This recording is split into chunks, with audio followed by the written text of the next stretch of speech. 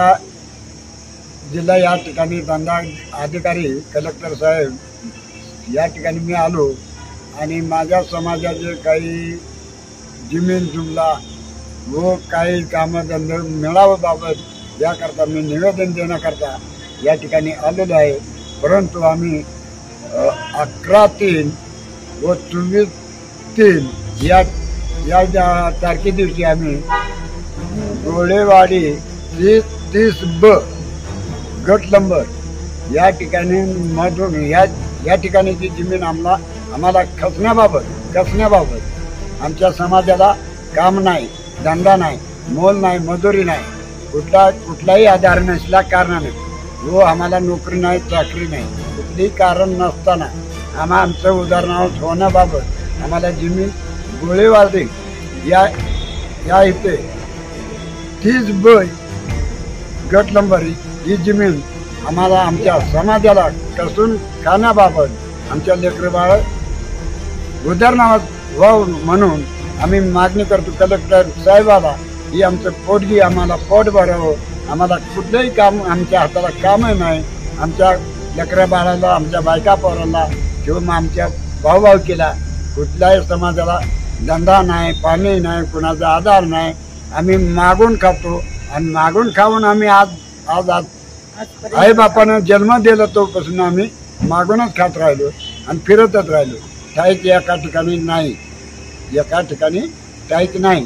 परंतु आम्हाला एक गाव एक पारदी केला या ठिकाणी तरी बी आम्हाला शेतकऱ्याकडून पहिली RCD शेअर मागतो।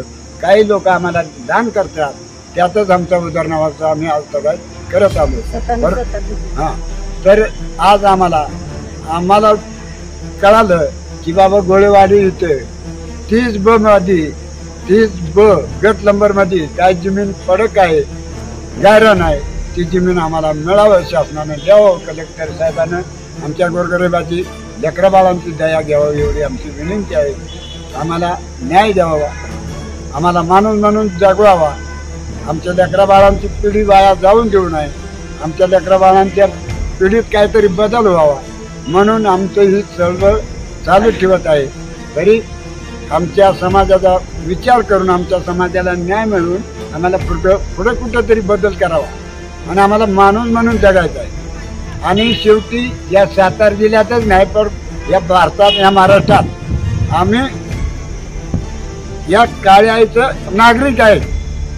म्हणजे या भूमीमध्येच आमचा जन्म झाला। आम्ही दुसऱ्या जन्मातून, कुठल्या जिल्ह्यातून, कुठल्या राष्ट्रातून, कुठल्या यातनं आमच्या आईबापानं आम्हाला या जिल्ह्यात जन्म दिला।